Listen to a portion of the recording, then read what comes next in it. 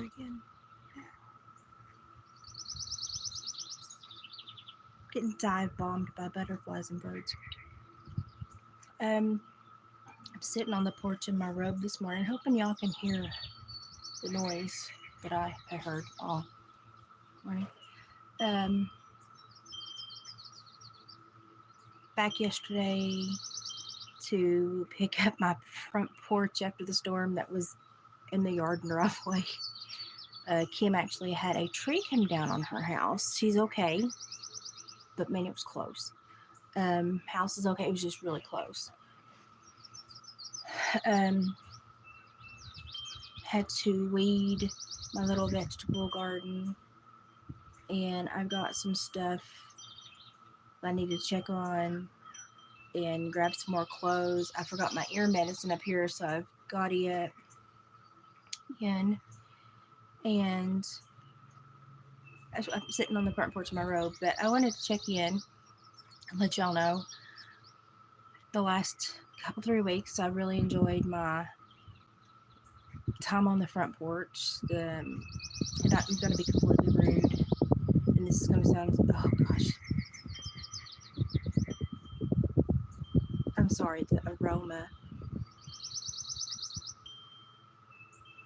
It stormed here the other night, and I don't know what is going on over there, but the smell that's coming from over there is atrocious. Um,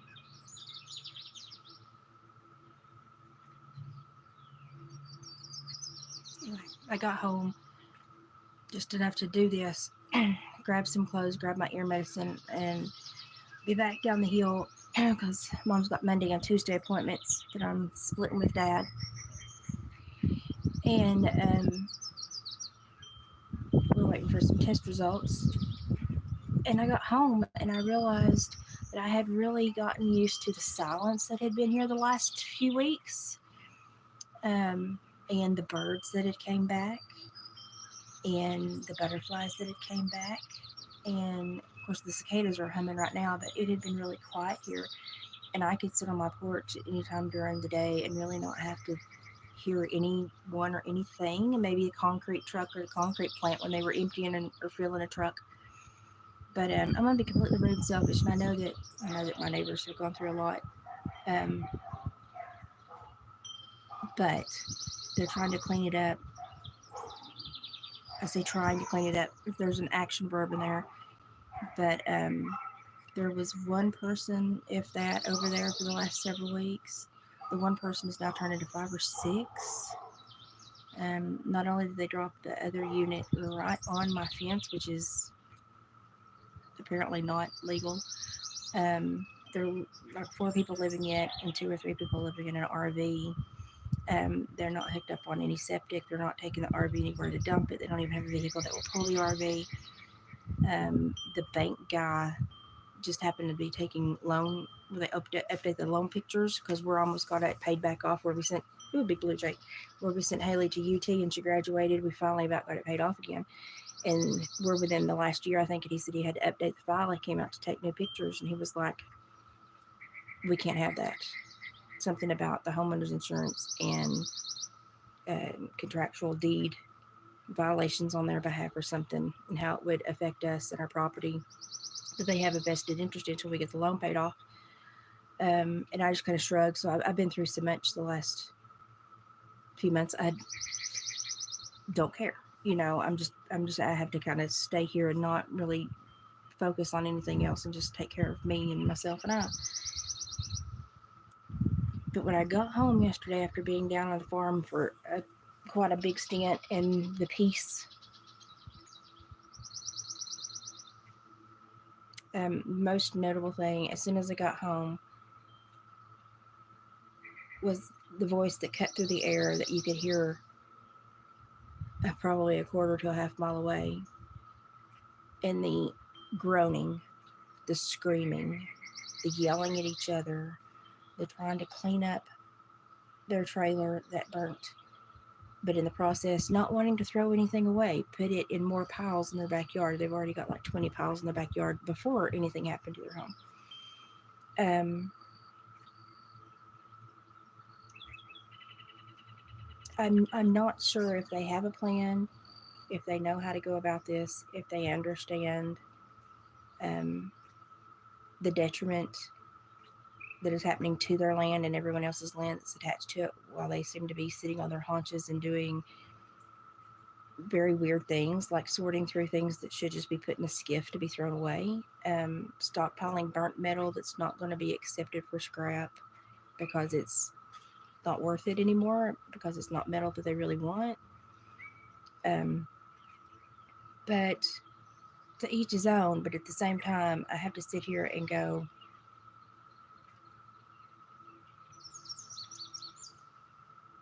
I'm irritated. I'm irritated because what little bit I am here, I work really hard to keep the yard maintained, the house maintained, plant flowers, make it look nice, be quiet, be appropriate, not wreak havoc on anyone that I'm next to. You might see laundry on my line change 3 times a day, but you'll never hear me. And I'm having a hard time opening a window. Number one, for the smell, and number two, for the constant screaming and screeching. It's very irritating. It's very irritating. Hey everybody, I'm okay. I'm just tired. I'm sitting on the porch in my robe.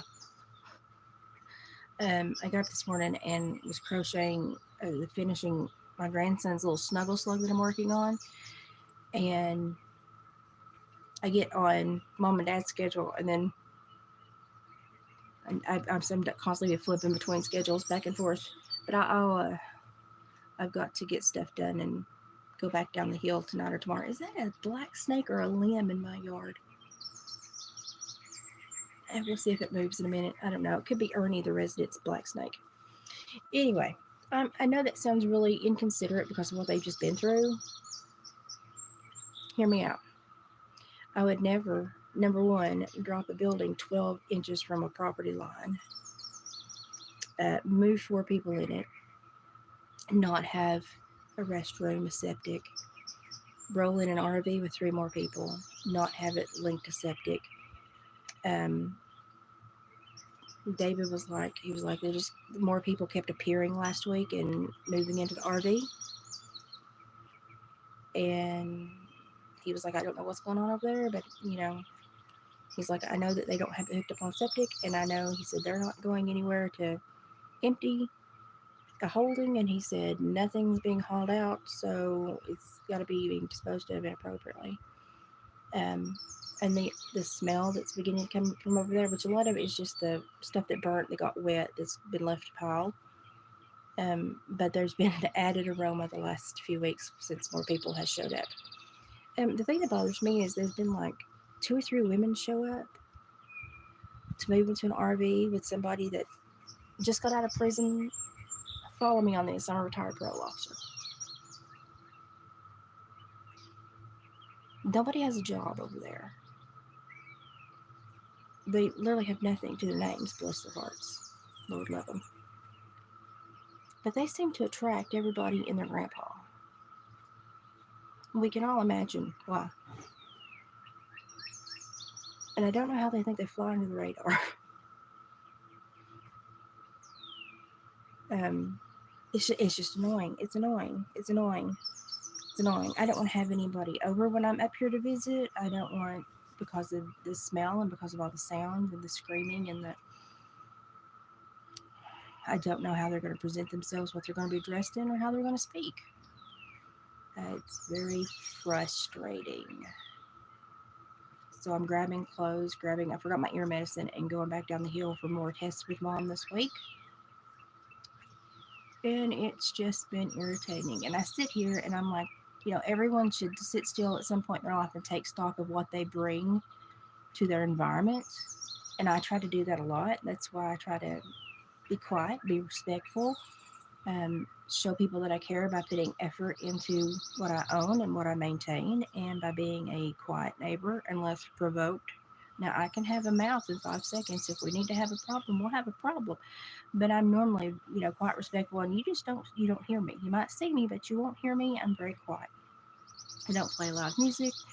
I don't do anything. And if my house needs repaired, I repair it. I don't want you looking at an eyesore, and I certainly don't want to look at one. I understand when life takes a kiss your butt curve and we all have to recalibrate, and I'll show grace and compassion, but there comes a time when you just have to go, okay, laziness and sorriness needs to stop.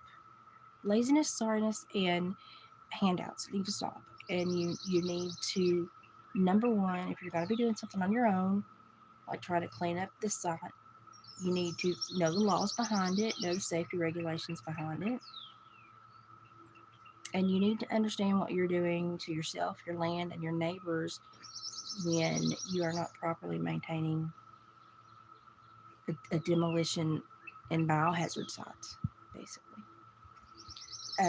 So I'm kind of at a irritated beyond measure moments, even though I feel bad for them and what they've been through. But at the same time, you know,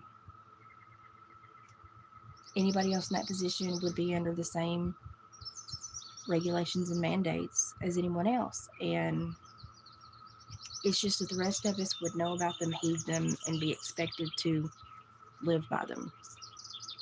There's something to say, and I'm just going to say it, there's something to say with people that skirt the law. I used to supervise hundreds of them. They get so comfortable by not following the law that they forget there is a law. And so they don't check on things that you and I would check on. They don't look into building codes. They don't look into land regulations, contract deed regulations. Um, and you just somehow forget to care about anyone else but yourself. That's about as nice as I can say it. No, they determined that there was no insurance, so they didn't care. No one was going to make money or have to pay money, so they didn't even do anything. Not, I mean, that's just butt of it. Just the butt of it. Yeah, and we have a freshwater creek that flows around those properties behind us. Thank goodness that the spring is on my side and above them. But with as much rain as we've had, and that used to be a big selling point of this area, this little piece of land, was that we had fresh water behind us. We had something we could dig out, make a spring house. Crap hits the fan, you've got options. Wouldn't touch it with a 10-foot pole right now. Wouldn't drink it northern water in North Carolina right now. um, and I sit here and I know I sound completely like a hateful Karen, and I'm not trying to be, but at the same time, there are laws and rules and regulations in place to keep people safe. And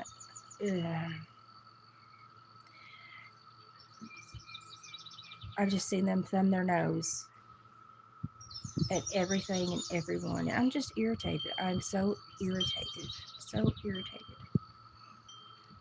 So if you hear chunking, they've been up since about daylight this morning trying to find things to scrap. They're not really hauling anything off. They're just putting it in piles. The only thing they're hauling off is the metal to make money. And I'm like, the stench is not going to go away until you haul off the rotten personal belongings. That doesn't seem to be a priority. It's just being put in another pile. Nothing's leaving the land except the metal that they can make money on. It's frustrating. It's because I don't want to sit here and smell this. And it's spring. I want to have my windows open. No. The birds that were in my yard and inundating, you still hear them, but they're not. They're like keeping their distance again.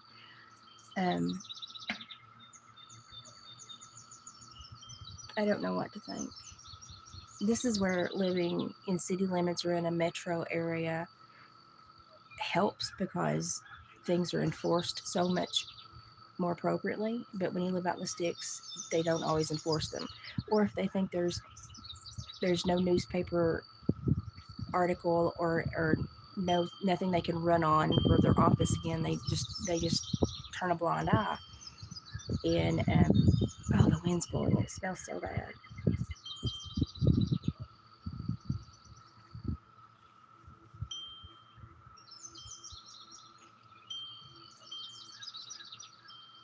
I don't know what's going to happen. I don't know what's going to happen. Yeah, it's a simple word. It's a shame, and it's a shame because I've heard them repeatedly. And they've not been rude their whole existence next to me. They've been nice, and sometimes she'll say your yard looks really nice, but then she'll follow it up with, "I wish I could have something like that." Okay, well, I'm not rich, barely making it by, but a little bit of elbow grease and a little bit of time and effort go a long way, just with maintaining property. Um,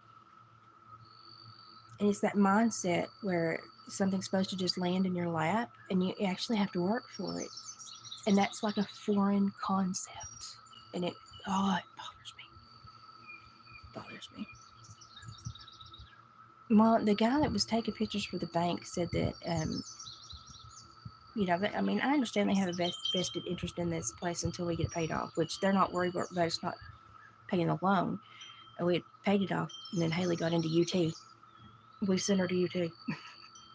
um, she graduated 4.0, but he was like, "I'm gonna have to tell somebody about this." And I was like, "I don't care." I was like, whatever happened to it, it will be because David and I breathed it into existence. So whatever hits them is going to be our fault. So go ahead. Even if it's a state law, regulation, their own deed contracts, like the banker said, um, it will be because we did it, because we're such horrible people. We did it. I'm just tired of it. I'm just, it makes me get up and go, why do I even try? Why do I even try? Why do I even try?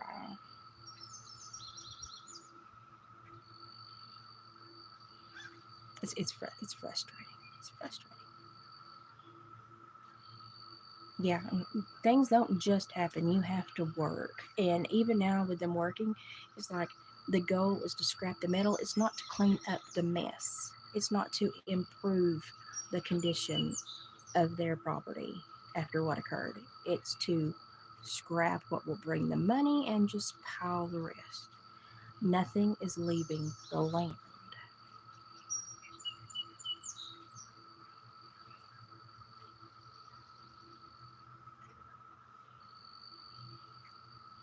So I don't know how they think they're improving anything by just putting it in another pile. And when I came in, she spoke to me. They had her over here, and I said, "Oh, the storm's really bad here last night." And she was like, "I don't know. I was at my daughter's." And I was like, "Oh." She's like, "But they said it was real bad, so we know that there are people that are residing there, because she told me there were people that were here during the storms. I know that at least three are, because three people have residence, at least three in the RV." Um, her medical status, she doesn't need to be in this mess. It's not good for her. I don't know if she's thought about that, but it's certainly not good for her. Um, but yesterday, what time I was here during the evening that they still had light to work, everything they picked up she wanted to keep.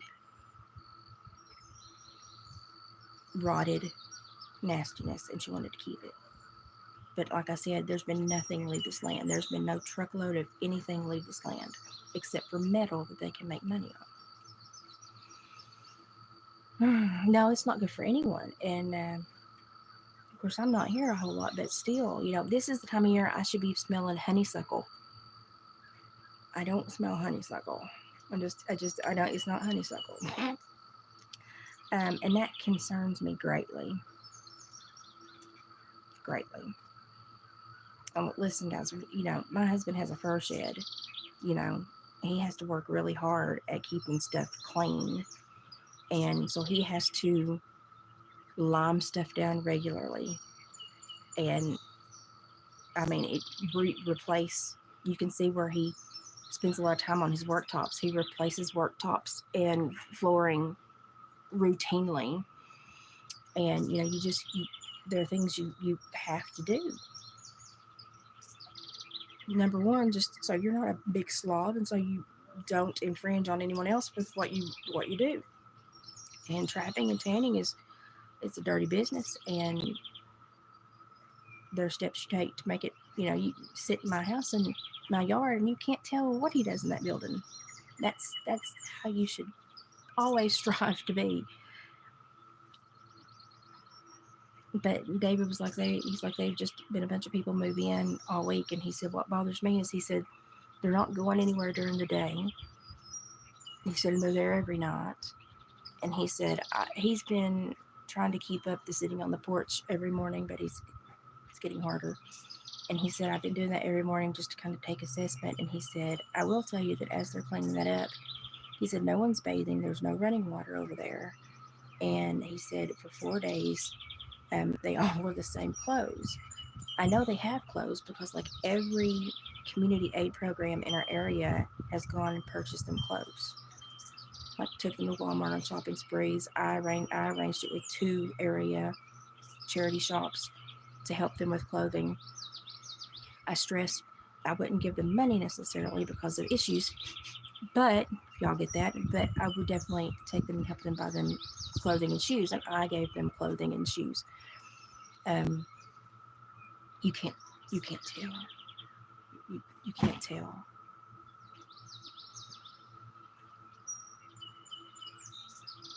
So while I feel, there's I have compassion, but I also see that the position they're in is greatly their own doing, and I'm not going to be here and enable them anymore to my detriment. Absolutely not. I'm not.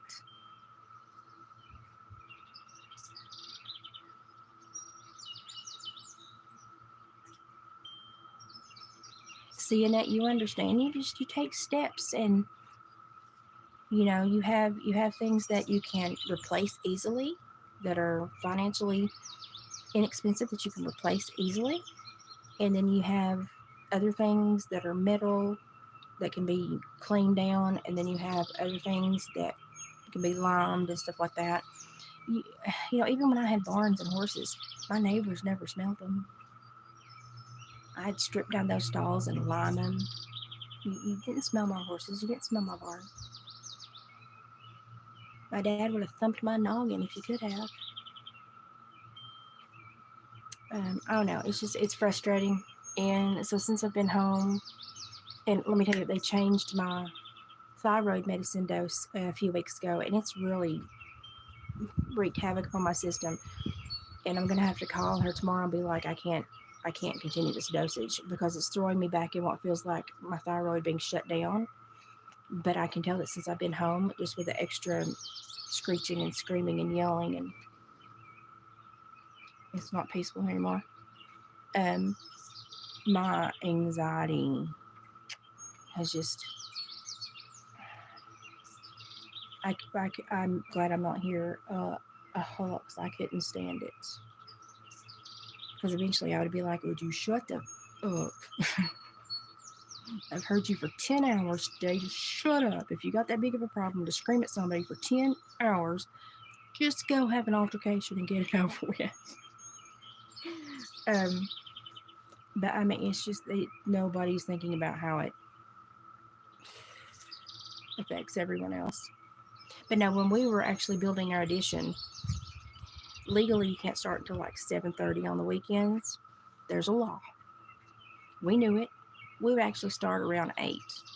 We'd get out, get tools and stuff out, but we would start making noise till about 8 because it's the weekends. People like to sleep in. So we followed the law. They would call repeatedly, and the cops would show up and be like, "We have to show that we came to the complaint, but there's nothing we can do because you're building a house and you waited till 8 a.m." You know, um, and I felt like we were being very nice neighbors at the time.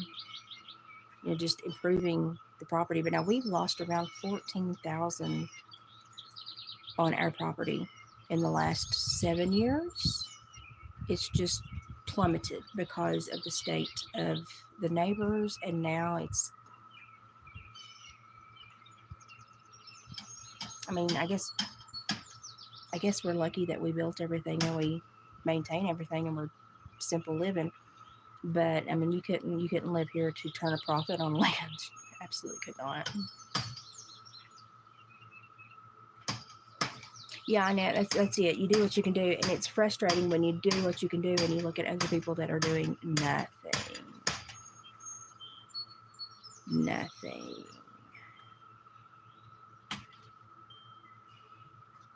But my concern is there's been not a truckload of anything leave except for metal. There's been 2 living quarters placed in there. There's no septic, there's no running water. Nothing's being removed from the property except for metal. And it stinks up to high heaven now. And it's only going to get worse as it gets hotter. And taking that thing apart bit by bit and trying to take off this nasty metal that's not worth even hauling to the place. That's it's such a drive. It's not even worth hauling. They're just making new piles of crap that's just going to continue to stink and possibly be a biohazard. I don't know what else in that home. I know that I know that she was having at-home medical care and wound care at one time. I don't know what's in that home. Um, but nothing's been removed from that property except for the metal they're scrapping. And there are now at least at least five at least 5 people residing on the property with no septic, no running water. My eyes twitching just thinking about it. I'm like, I don't want to cause anybody problems, but at the same time, I'm tired of having 50,000. We have incurred hundreds of dollars of responsibility since this occurred. I'm not being rude. I'm just telling you like it is. They hoarded. That's why it burned so long. They had a huge pest problem. When that burnt and they left for those several weeks, you know that everything that lived there is also going to try to leave. So we incurred several $100s worth of financial burden to make sure that it didn't move in. I had to order mesh boundary, like construction boundary things, to put on my fence so that the trash wouldn't continue to blow and get rained over into my property. They've never picked anything up that the firefighters drug out, but they're taking it apart, putting it in a pile, and taking the metal off. But they won't pick up garbage and take it off.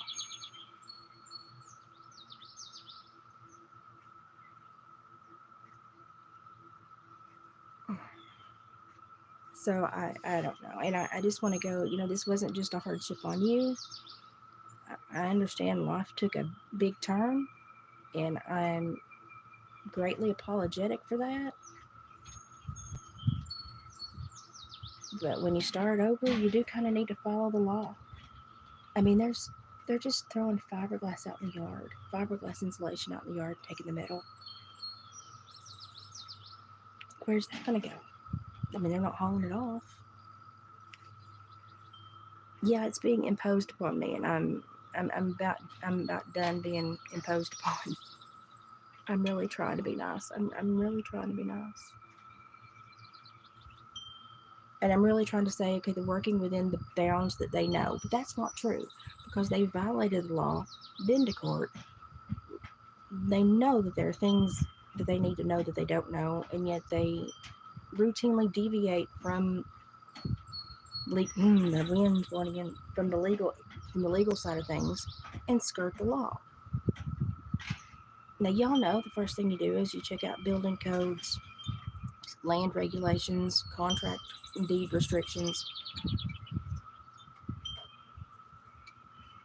Even if they'd brought in a backhoe and on the lowest part of their property where it drains good and it's not next to, if they just don't dug an outhouse, that would have even halfway satisfied me. Because at least you can lime an outhouse, but when things just strode all across the woods in the yard, you can't lime the whole freaking property. Um, but when they just have an acre, so you don't have the land to put an outhouse. That's why we have laws and regulations. You have to have septics and running water, and then after the fire, we learned that they had not had running water in years. In years, because they had never repaired a pipe burst from years ago. My son is like 26. They hadn't repaired a pipe burst. He's almost 27. He's almost 27. They hadn't repaired a pipe burst since he was in the early high school or end of junior high. And because they didn't repair a pipe burst, which probably was a look, y'all know how it is under the trailer. Probably a $60 to $120 problem because they didn't repair it. They hadn't had water in that long. Now, if you're not going to take care of a minor detail like that, I got no great faith that that place is going to be cleaned up in any time.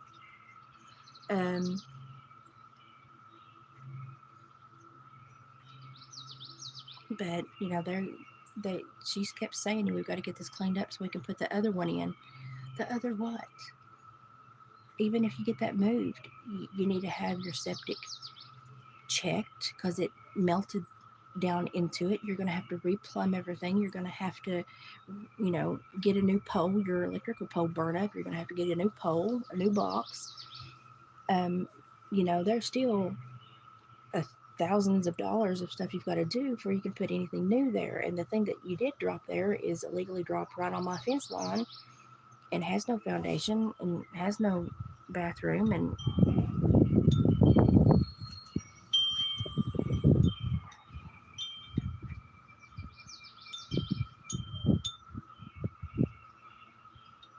there used to be a little man that lived up the road on the edge of the farmer's land. His name was, they called him Dirty Earl. But Dirty Earl's porch was swept every day. And you couldn't smell anything at Dirty Earl's place. He didn't look good. He looked dirty. But his porch was swept, his house was tidy, and you didn't smell anything when he passed his home. And I'm at the point where I don't want anyone to visit. I don't want anyone to come over.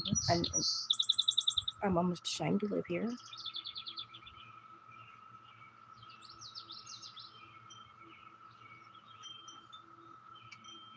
And just throw it in the ground. Somebody will pick it up in 10 years. Just go throw it on the ground. That is like a decade-old coffee tin. What use is that? What use is that? Why do you even need to open it up? Just throw it away.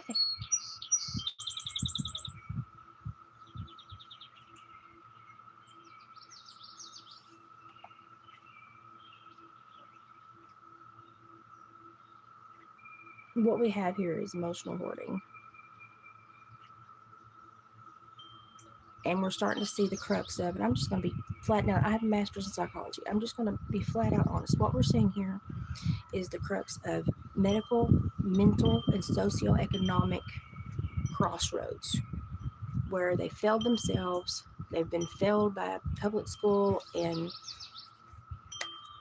other areas in life, and no one's had the fortitude to help change the scenario, and they've been happy to live in the scenario, and we're at this crossroads where it's all imploding.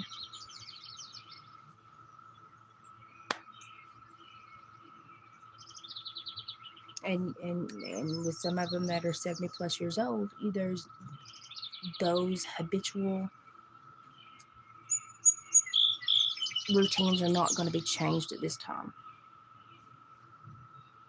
And even with their children that are on the property that are 35 to 45 years old, it's so entrenched within them, it's not going to be changed. You know, like I want to help them, but I know that basically at this time you're either going to piss them off or enable them. Those are your two choices. Those are your two choices. You're either going to be for them or against them. There is no other way they're going to view that, and everything is going to be an altercation.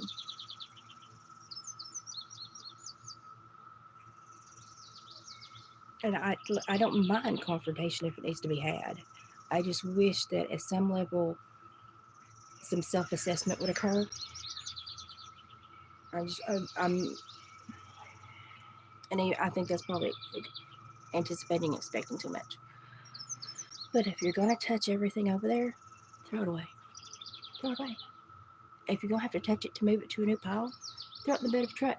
Haul it off. I mean, I would even help with gas money to haul crap off.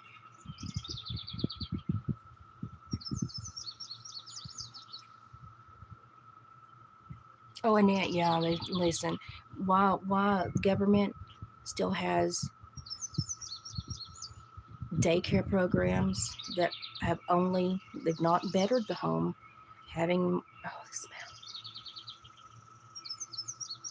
Having both parents in the workforce has not bettered the family. So, God, the smell.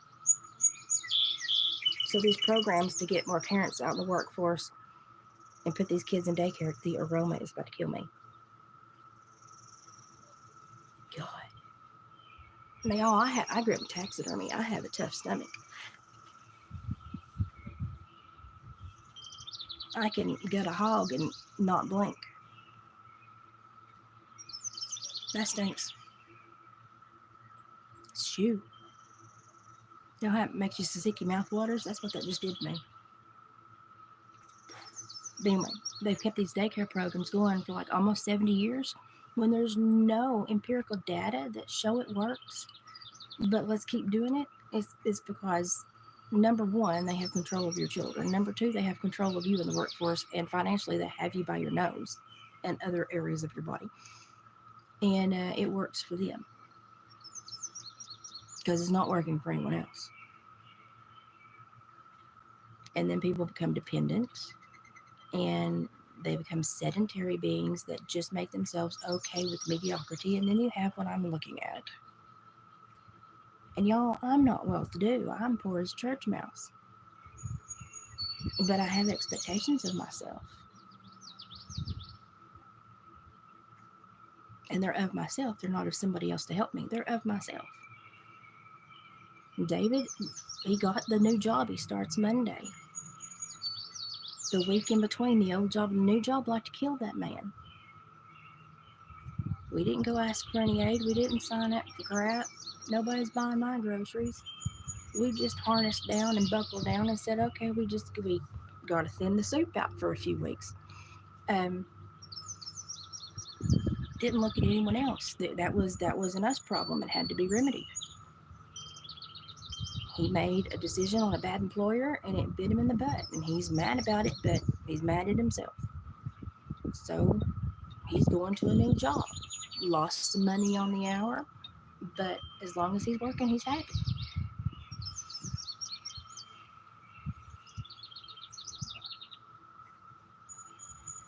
And here's the thing. I would completely stay down the hill,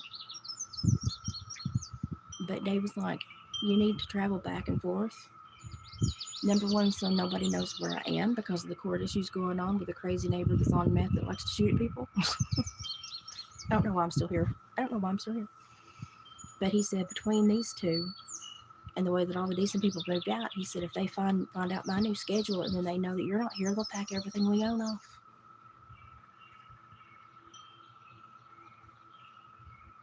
The only reason they don't want him here is they know that I'm grumpy and well armed. But it's sad to have that on you, like for my health when I need to be away, for mom's health when I need to be away. In the back of my head, it's like I need to make an appearance on my road so that they still fear somebody's home so they won't steal me blind.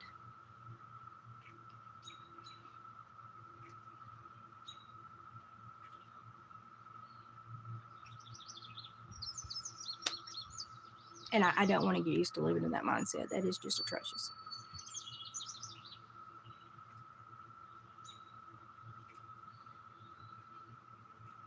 Perpetual poverty. That's it. Perpetual poverty. That's what they're doing. That's Klaus Schwab wants everybody to own nothing, but he wants to own everything. Hey, Klaus, I don't like you.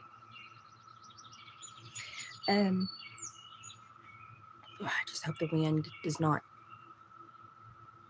keep swirling. And y'all, I have like 50 rose bush blooms in bloom. I should be smelling emerging honeysuckle and roses.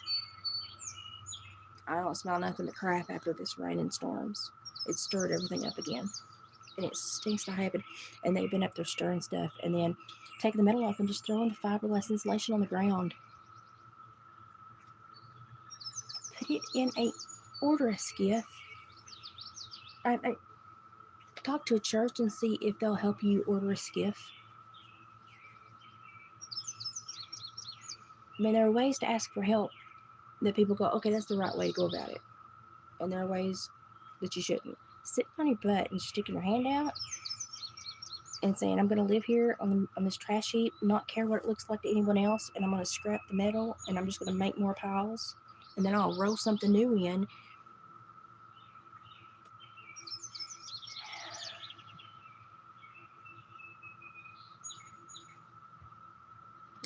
I saw a commercial slash industrial fence that separated a neighborhood from a business the other day, and I thought that's a fence I need in my yard. It's like I need that fence in my yard. It would cost $1,000 bill, but I was like, that's the fence I need.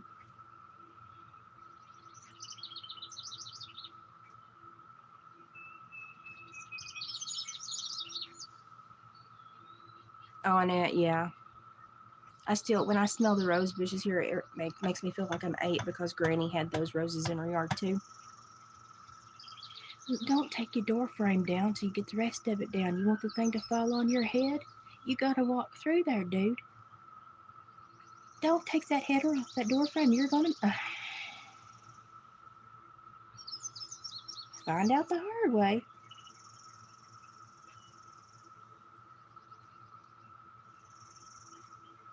There are sometimes I feel like I was raised to be more of a man than most men.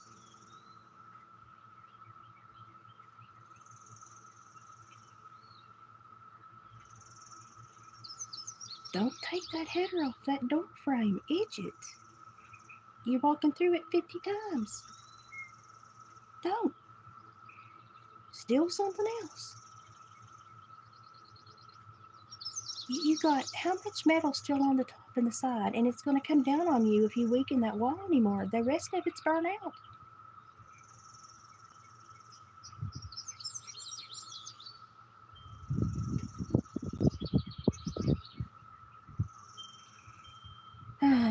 It's a disaster waiting to happen, y'all. It's a disaster.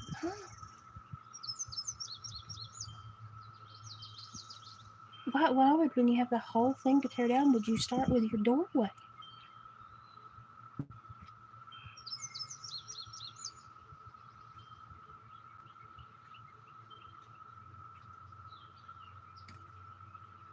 I have no words.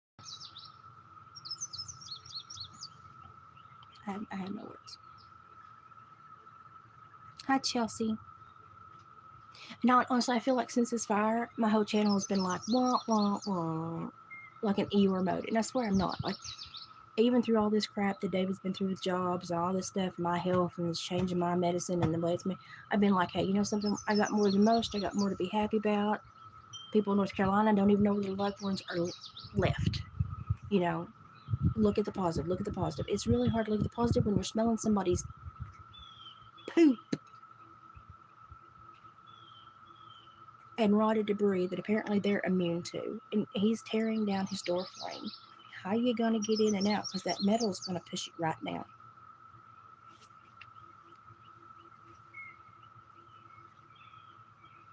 And if that doorway falls, they'll just stop and go, well, that's them black. I don't understand. Why would you take your door frame apart? That's like the only place safe enough to walk through at this point. It's reinforced.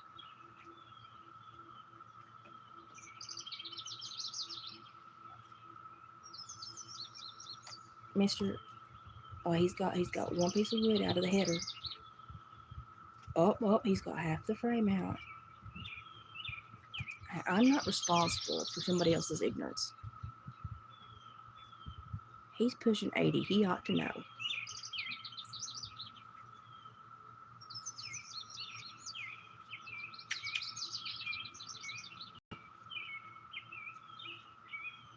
Okie dokie then. Okay, I don't want to sit here and watch him get hurt. But I'm not going to interrupt him because then I'll be a butthole neighbor. Yes, I heard from Ashley. I'm sorry. I heard from Ashley.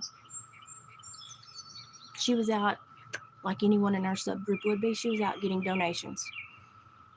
I need to share the link. I've been running ragged, trying to get up here and get stuff done and wash laundry and get repacked. She put a link. Her area was devastated. They have a GoFundMe for the community. She was out getting donations, and that's why she hadn't gotten back in touch with me. I was worried sick. I didn't sleep at all. I didn't. And then as the storms were funneling through, I was like trying to find Gypsy because I was like, bad storms heading your way, bad storms. They were actually at the movies and they left and went home. Like I blew up their phones till they called me back at the movies, and I was like, watch the weather, get home. Well, where they were at the movies was devastated. So if I know you and your proximity to danger, I will ring your phone off and tell you to duck and cover. I will. I'm that person. I'm that person. So Denise was on the edge, but she was past where the storm started in the Missouri area. So everybody that I roughly know in the area has been accounted for, and I finally got a nap.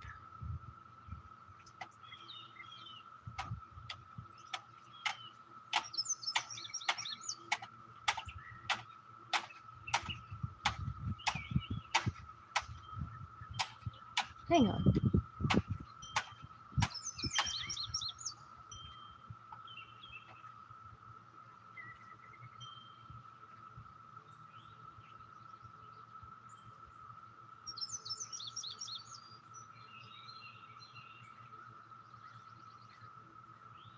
He's hammering every nail out of the piece of wood and putting them in a bucket.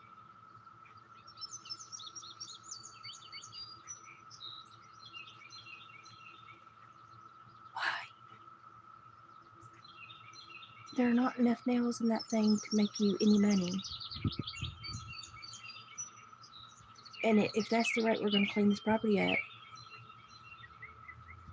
you ain't going to make it, dude. You're 80.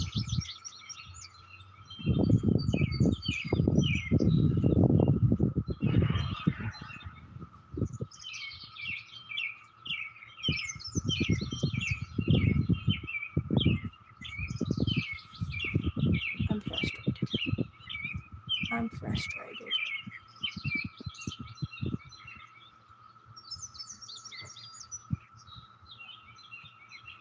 Yeah, Ron has been a huge asset to the Appalachia area. Of course, he's just due north um, of my area, but he's been a huge asset. Well, he's been a huge asset to the entire country. I mean, the Y'all Squad goes everywhere. Um, Nate Schneider is also really good, but I don't know what other responsibilities he has in life, but he's not always able to live stream. He's really good when he does, though. Um, and so that's what we were watching, the Upper Cumberland weather guy and Ron Hall. And there's another guy that mom and dad watch. Down under the mountain, you're kind of protected from the wind because it kind of hits you're kind of buffered with all the trees and the lush river bottom area. I'm so frustrated.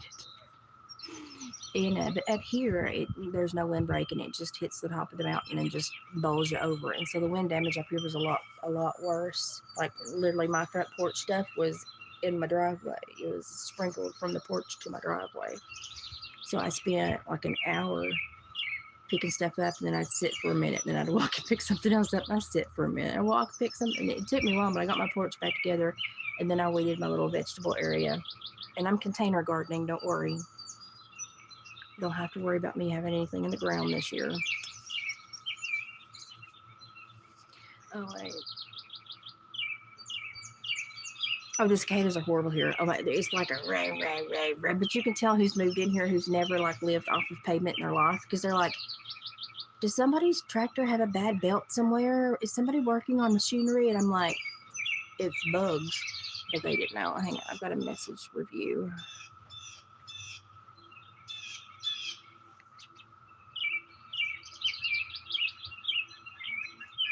They do need a backhoe.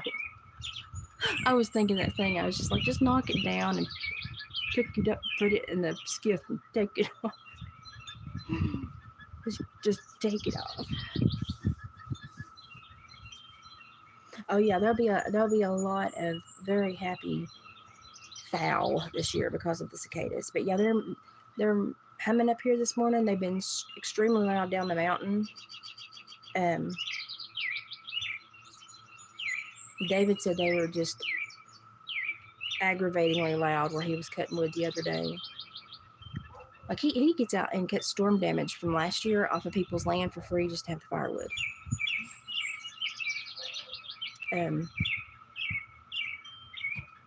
You keep the land clean, you pick up messes. Now he's taking the tin off, but the metal header is still on holding the tin. He can't figure out why it won't pull away.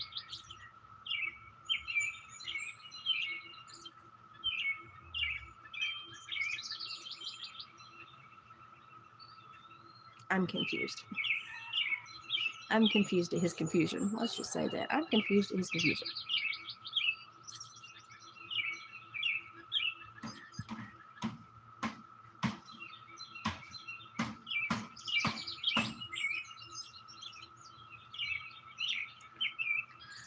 I think I need something deeper than an aura cleansing.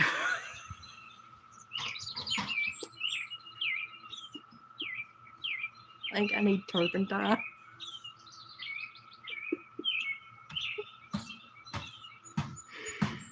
Y'all, I've been tried. It's the last thing I've been tried.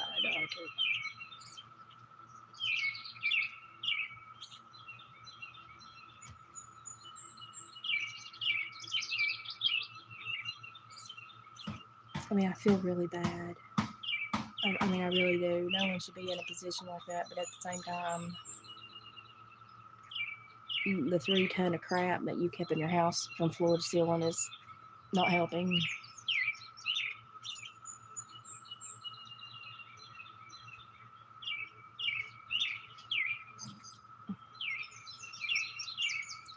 He's going to the good structural areas and taking them apart, where he should be leaving the good structural areas alone and removing the worst and then to the best, because you need stability there to brace the other while you remove the other.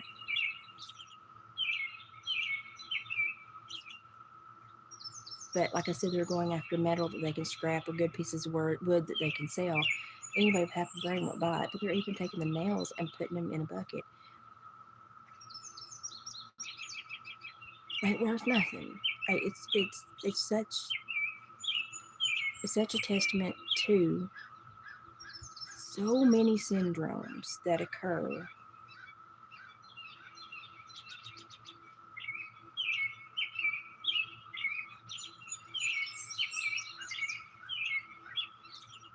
It's frustrating. No, Annette, nothing. Nothing. Nothing. He has a crowbar and a hammer. I mean, don't get me wrong, he's doing some damage with a crowbar and a hammer, but it's the wrong kind of damage.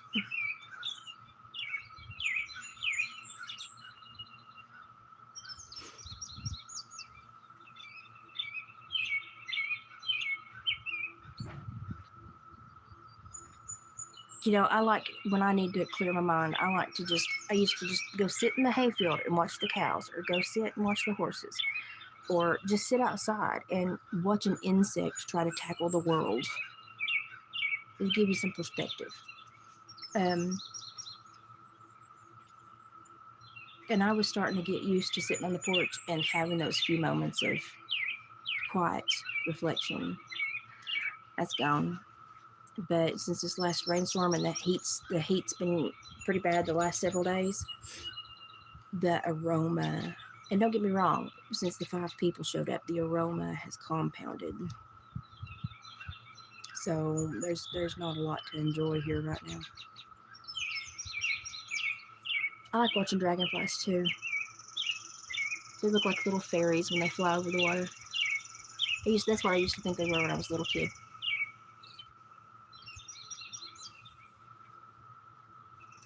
I come out the door at Mama's the other day, and there's a woodpecker sitting on the edge of the porch, and we about ran into each other. And I thought, why are you sitting on a concrete drive on a concrete porch in the middle of all this farmland? But I went out the door and just went out, and there he was. And then there's a bluebird that's built in their gutter, and no matter what they do, and how they try to stop it, it comes back every year. It scared the crap out of me last year. It scared the crap out of me this year too. And I'm like, I should have known because it's repeatedly been there. But it got me. It scared me the other day too. But the woodpecker was just sitting, hanging out on the porch, and I opened the door and went to step out, and which the most terrified I think I've ever been in my life was I was squirrel hunting one year, and I about stepped on a grouse that then went, you know, it scared the crap out of me. I think that's the most terrified I've ever been in my life. That was a shocking encounter. Number one, because you don't see grouse that often around here. Number two, I was in a very enclosed forest where you didn't expect to see one. And number three, I basically stepped on the thing and it like flew right up in my face. And I was, gosh, I think I was 18, 17, 18. Scared the crap out of me. I still remember that. You know, Ryan Hall he's an asset to society. I wish more people were. I try to be. I don't know if I'm doing anything positive or not. Sometimes I wonder. Especially when the wind shifted. Especially when I have days like this. But you know, sometimes being an asset to society is just wiping your hind end and washing your face. I'm just gonna be honest. For some people, that's being a blessing to others. Just wiping your hind end and washing your face, or doing the other. I mean, wiping your face and washing your hind end. I mean, sometimes that's all you need to do. Bless society. I'm telling you. For some people, you know, that's an astonishing amount of effort, and I can appreciate the small things. Look at somebody that needs a muffler. When I can hear you this far out, you need a muffler. It's pretty bad. Oh yeah, pheasants will do that too. We don't have that many pheasants. We do in certain areas. And then there are people that have pheasant farms, but by law, if they get off the farm, like off the fowl farm and out of the nets, they're supposed to be dispatched. They won't. It's very controlled. Certain things are very controlled up here because of the wildlife that we have already here. And but you can still, if you bird hunt, you can still do decent up here. But now I hate to claim quail because you're normally outside. It's butthole below freezing when it's bird season, and you're doing a lot of work for 2 bites of meat. I hated cleaning quail. Hated it. I'd rather clean squirrel.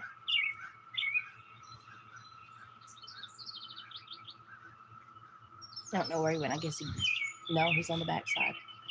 Okay, on the backside, there's a structure that they had built that was not built correctly, that burned first and pulled away, and it's still like half burnt, free floating. That's terrifying that he's even back there right now. Um,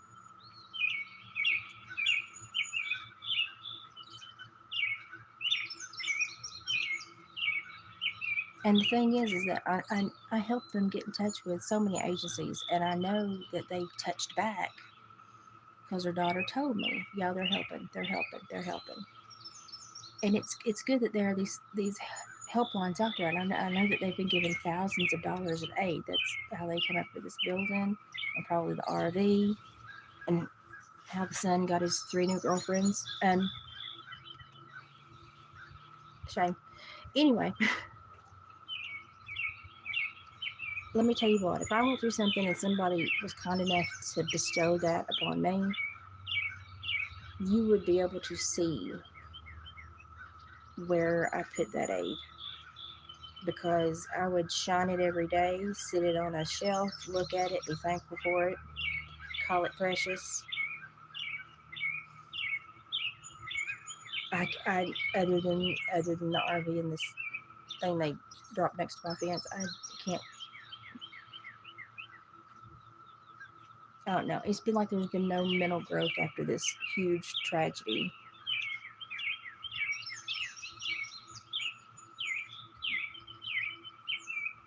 It's frustrating.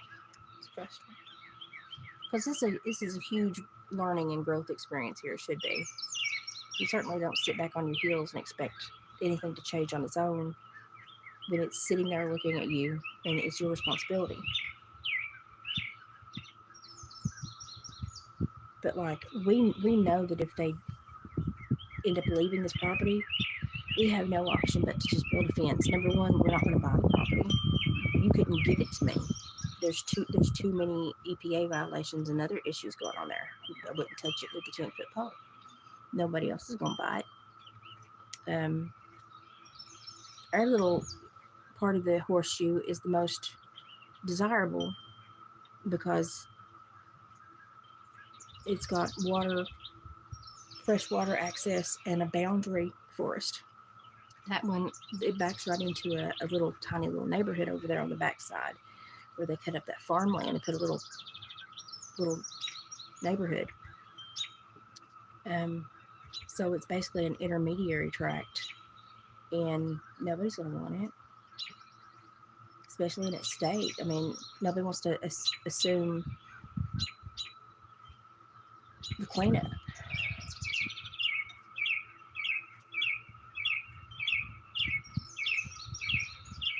Oh, you're kidding me.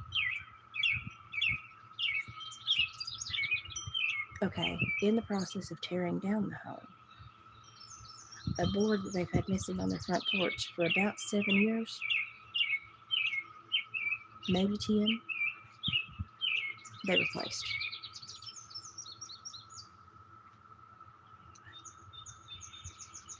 Doesn't make sense to me either. I don't know what's going on. I don't know what's going on there. I don't know.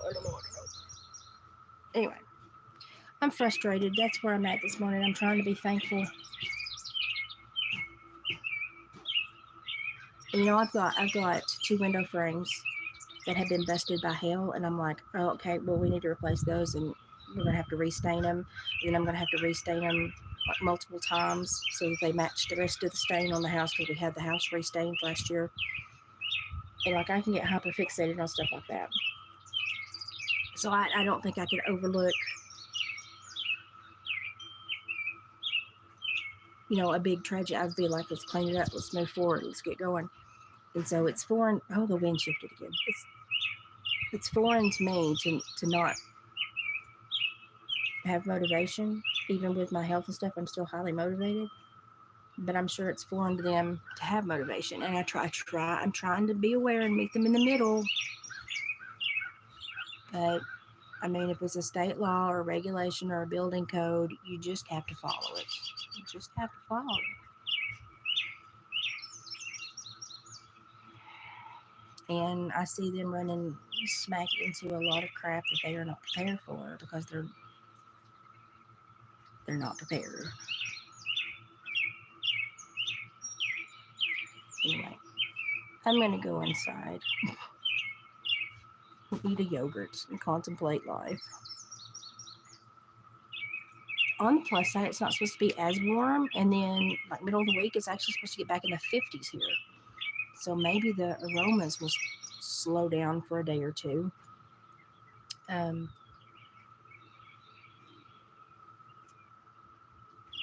mean, I'll be down the hill, but maybe David won't have to deal with it. He's on a weird shift with his new job. He's basically working between a building store and a lumberyard combination. He's worked there before. They were ecstatic to see him come back and put in an application. They said some of the younger people that applied didn't know what a 2x4 was. And for around here, that's sad. Like, one of the questions, it was like, do you know the difference between a 2x4 and a 2x10? Yeah. Like, you have to be aware of some of the building codes. They want you, like, when people come to buy stuff, they want you kind of have enough smarts to go, oh, you're not building that to code, you need to talk to somebody about that. And so they were ecstatic to have him put in an application.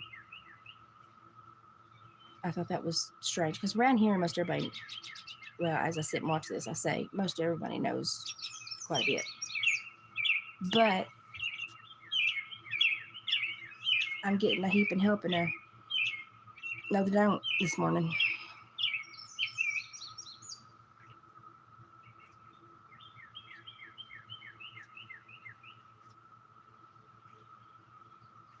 Okay, well, that's enough reflection for Sunday. Yep. I need to bush hog the barn lot before it gets much farther into the spring. But with brakes on the Jeep and my maintenance that I've got to do on my Jeep, it's just time. I need it. My thermostat is starting to, I'm going to have to get a new thermostat. And I got my brakes done the other day, last week, week and a half ago, anyway, a few days ago. And then David being, tightening belts. It's just, it may have to go a few weeks over this year, and then there's nothing in there that's going to be a problem to bush hog later. I just like to cut it before the snakes start crawling too much, as a courtesy to whoever's bush hogging it. But even our mower teared up, but we're still pinching pennies and paying somebody to mow the yard,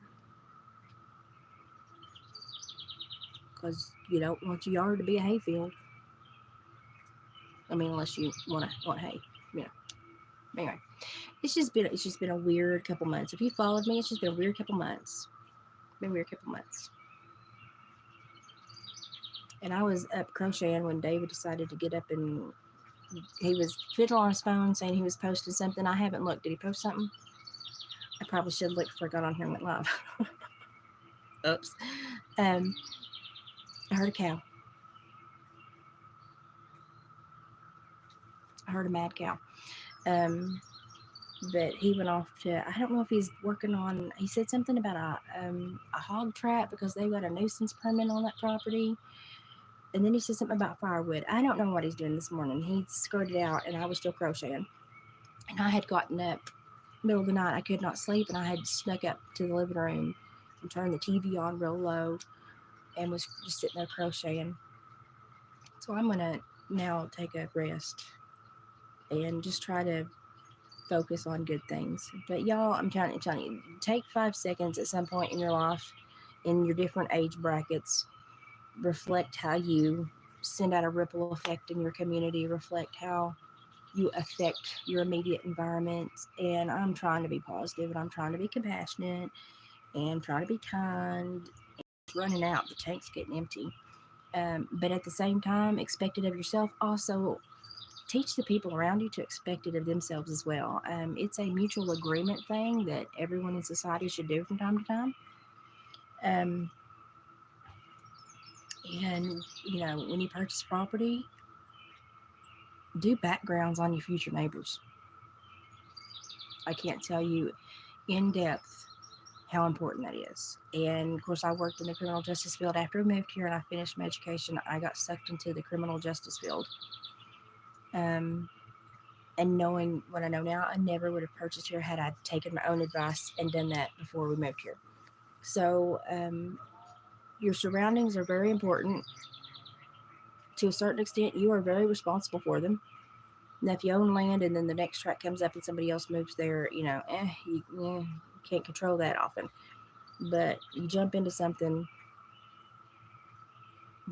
jump in with some knowledge and do your homework and learn from all the things I've gleaned in life. It's just so much easier if you go in with eyes wide open. And as a young person, I was naive and did not understand the underbelly of society like I do now after supervising offenders for so many years and working with people that have huge mental health deficits.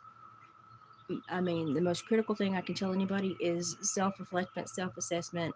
Look at your ripple effect, your footprint, and expect the people that you are close to do the same as a mutual agreement and a kindness. And be hyper aware of who you share property lines with and energy with. Because you all have seen my health take huge hits when I have to deal with somebody else's crap that should not have touched my life. My life shouldn't be upheaval, and mass hysteria because somebody 3 acres over wants to take meth and shoot a gun. but the last couple of years it has been.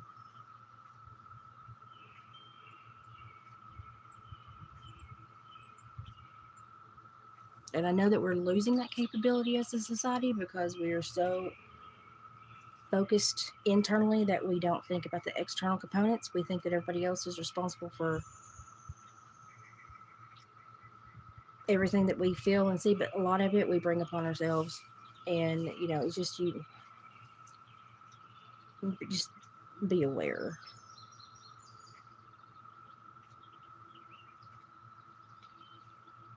or you could end up in the same position. I don't want that. I don't wish that on anybody. So here we are, and I'm sure that the bank guy's probably gonna say something to somebody, and I'm sure it's gonna get somebody out here for code enforcement and all that other crap, and I'm sure there's going to be an issue, and I'm sure they're not going to say, well, that's a legal state law or a building code that everybody has to. No, that's not going to be it. It's going to be, well, why did they do that to us? And I don't want to have to answer that question if they pose it to me, but I certainly will. They did it to you because they do it to everybody. It's just everybody else expects it.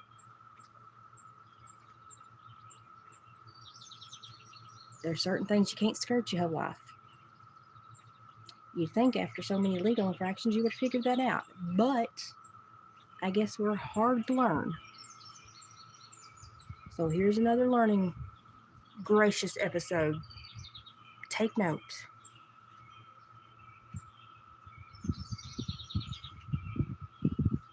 That's where I am today.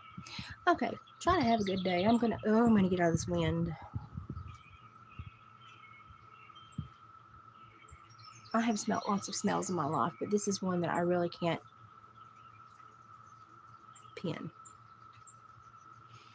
But anyway, like I said, I normally we talk about fun things and crafts and yada yada yada. I'm going through it, and that was a stick, not a snake. We're good. It's not moved. But learn from what's going on in my life. Learn, put it in display. Don't find yourself here. And if you do, be more prepared than I was.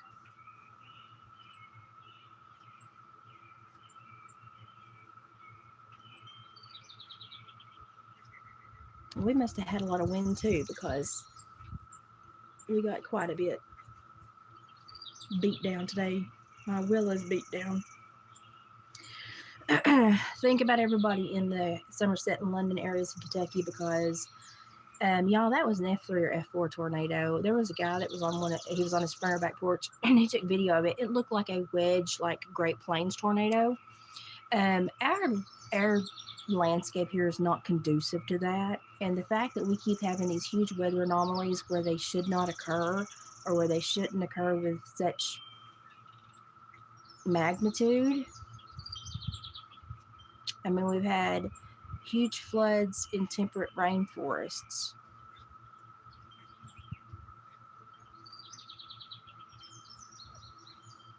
From hurricanes that don't occur there. It's just been fires that didn't burn anything blue.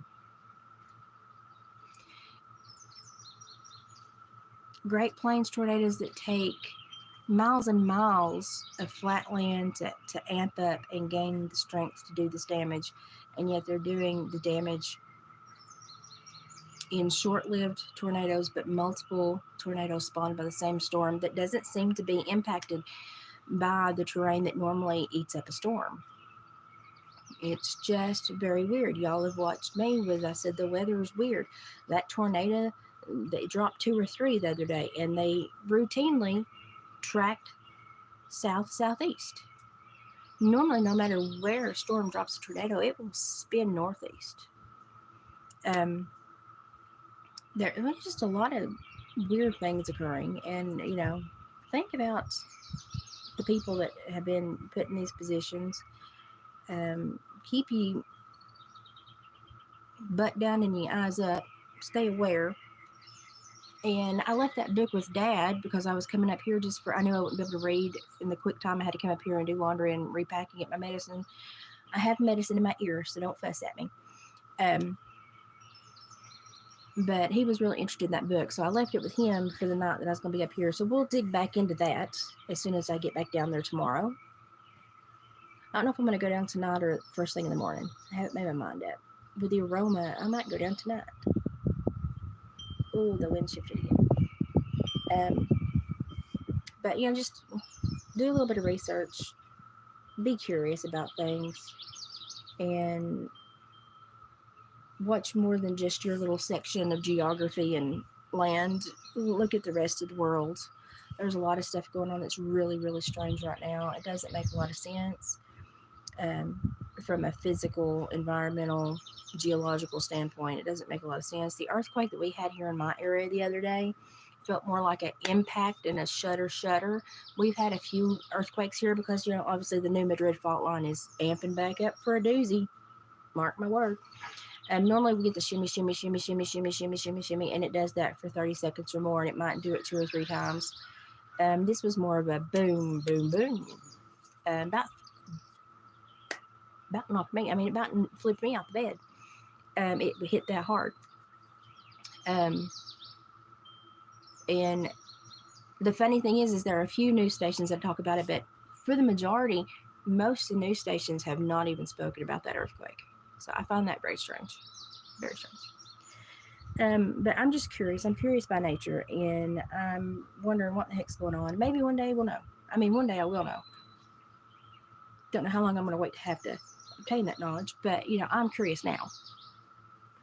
So I hope that everybody in the world, but especially the United States, is becoming a very curious creature right now. So you need to be. You need to be.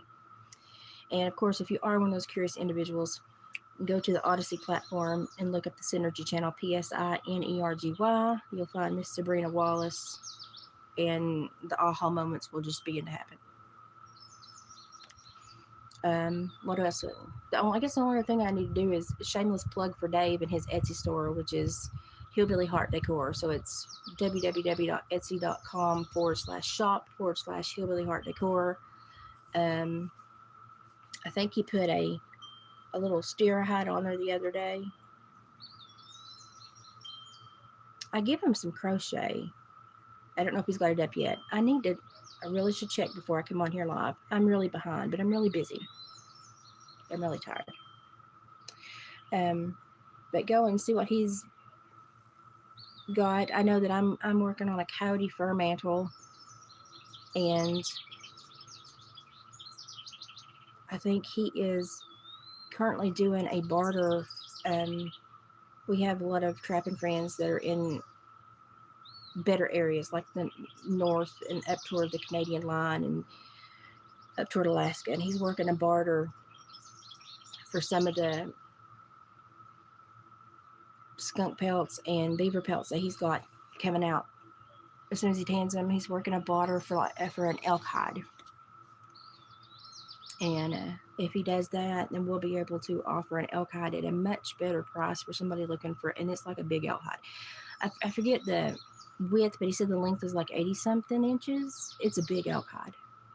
And so he's excited about that. Anytime that we get to see a fur and offer it in the area, that's something that we don't readily have a lot, which we have elk farms, but this is like harvested wild stuff. It's always fun. So I'm hoping that I'm around and get to see that one if he gets it, because that would be neat. I love elk.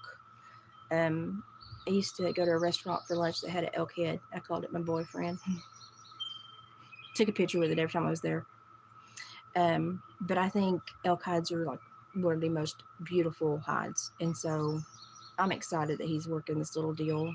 Seems like a good deal for us, because it's a lot of smaller animals, for a couple, 3 bigger, larger animals. So it seems like, because we have a lot of small stuff and not a lot of large stuff. So it seems like a good deal. David's excited about it. I'm excited about it. I hope he gets it done. I hope the guy does the trade.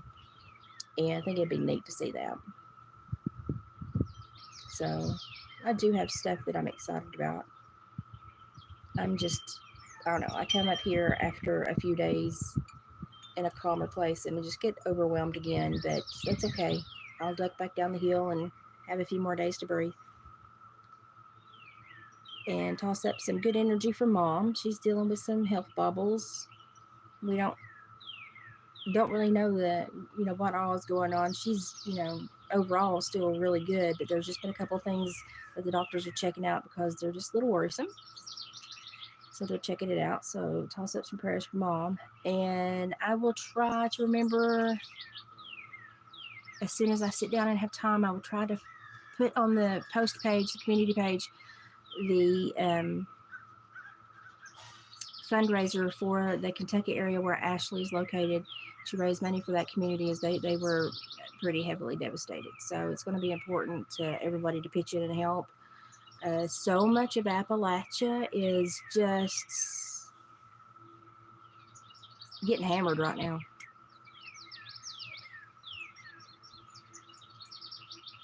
And we're not on anyone's important list, so we have to help each other. I don't have a lot right now, but I went the other day. I needed a crock pot. Just needed a little one, and I went to that Mission Harvest, and I found a brand new crock pot, and I had allotted a certain amount of money for it, and it was well under it, and I just gave them what I had allotted because they feed a large part of 3 counties 5 days a week. And it's just important sometimes, even if you don't have much, to share it. Unless it's crap that you have, don't share that. Don't share the crap. Okay. On a positive note, my red hot pokers are blooming. My irises are doing great. I've missed a lot of them, but I've caught some in bloom. It's been nice to see them. And Mom's got a lot of stuff that's growing that should be fun to see later in the year. And I've got like 20 seedling sunflowers that I need to put out. And I don't know where in the heck to put them. I think I'll take Mom some. Okay, I'm going to go and get dressed and pop a squat for a second and just compost what I've dealt with this morning. Eat a yogurt and then attack the day. So look on the post page for the fundraiser for Ashley's area, and y'all watch the weather. It seems to be getting wilder and wilder no matter where you are in this world. Appreciate you hanging out with me, and let me rant. I'm really at a frustrated point, and I know it's not fun to watch, but this is real life, and I hope y'all never find yourselves here. But if you do, here's your learning curve.